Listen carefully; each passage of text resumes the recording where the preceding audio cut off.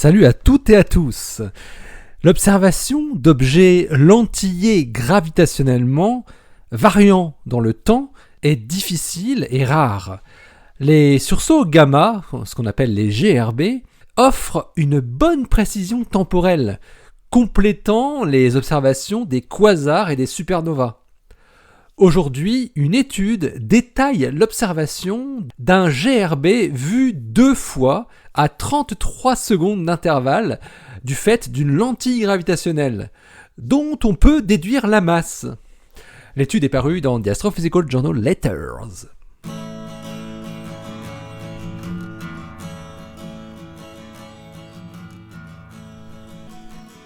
Astronomie, astrophysique, cosmologie, astroparticules. Ça se passe là-haut, par Eric Simon. Le taux de sursaut de rayons gamma qui subissent un effet de lentille gravitationnelle est très incertain. On l'estime à environ 1 sur 1000 au maximum. Le télescope spatial Fermi et son détecteur Gamma Ray Burst Monitor, GBM, a observé plus de 3100 GRB, ce qui en fait l'instrument idéal pour découvrir les sursauts lentillés. Peter Verres de l'Université de l'Alabama et ses collaborateurs ont repéré parmi toutes ces données un GRB pas comme les autres, GRB 210812A, qui a donc été détecté le 12 août 2021, qui se trouve s'être répété à 33,3 secondes d'intervalle, avec un rapport de flux d'environ 4,5. Une analyse temporelle et spectrale exhaustive montre que les 2 épisodes d'émission ont la même impulsion et la même forme spectrale. Cette similarité est un indice fort pour une origine de lentille gravitationnelle. En modélisant la courbe de lumière, Verres et ses collaborateurs sont d'ailleurs encore davantage convaincus du scénario de lentille, car elle colle très bien pour les 2 sursauts avec un sursaut unique. La durée de la première occurrence du sursaut est de 5,31 plus ou moins 0,68 secondes et celle de la seconde de 3,84 plus ou moins 1,64 secondes. Elles sont donc cohérentes en durée, à l'incertitude près. Selon les chercheurs, une telle durée est compatible avec ce qu'on appelle un GRB long, donc un collapse d'étoiles massives, pour 87%. Mais ce pourrait aussi être un GRB court, une fusion d'étoiles à neutrons, avec une probabilité de 13%. Dans le cas des modèles de lentilles simples, le rayon lumineux qui se déplace le plus près de la lentille arrive plus tard. Il a un grossissement plus faible que le premier rayon lumineux qui arrive avec le paramètre d'impact le plus grand, donc avec la plus grande déflexion. Ici, la première impulsion est en effet visiblement plus brillante et donc conforme à ce que l'on attend d'une source lentillée.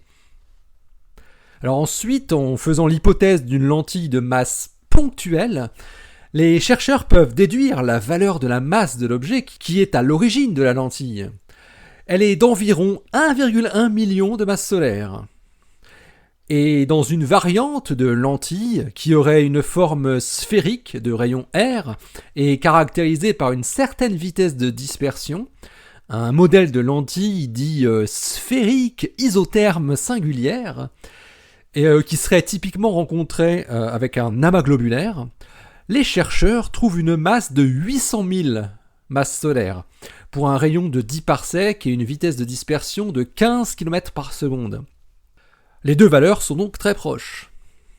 Pour Verres et ses collaborateurs, il est difficile de déterminer la nature de la lentille qui a produit les 2 sursauts visibles de GRB 210812A.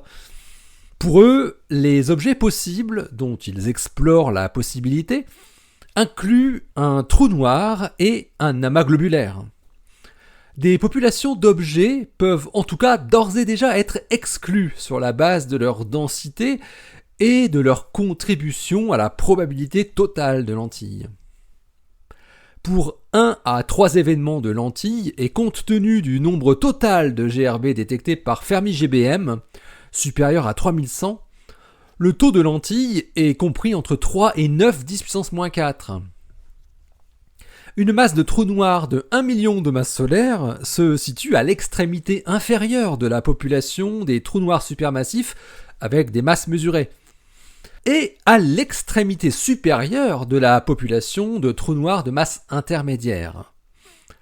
En l'absence d'observations détaillées de contrepartie, il est difficile de savoir à quel groupe appartient la lentille de GRB 210812A. Les amas globulaires sont également de bons candidats pour les lentilles, et leurs masses peuvent effectivement atteindre le million de masses solaires.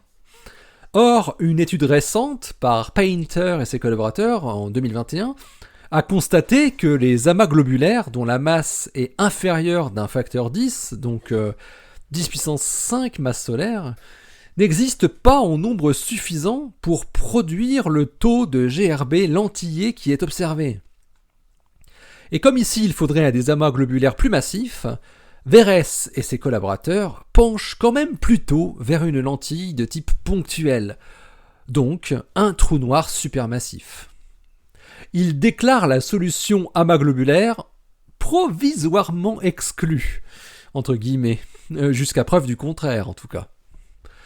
Pour une affirmation plus définitive sur la nature de la lentille qui a dédoublé GRB 210812A dans l'espace-temps, les chercheurs s'en remettent à de futures observations à haute résolution qui pourraient peut-être déceler la faible lumière rémanente du sursaut gamma, elle aussi dédoublée. L'article de Peter Verres et ses collaborateurs est paru dans The Astrophysical Journal Letters, le volume 921, daté du 4 novembre 2021.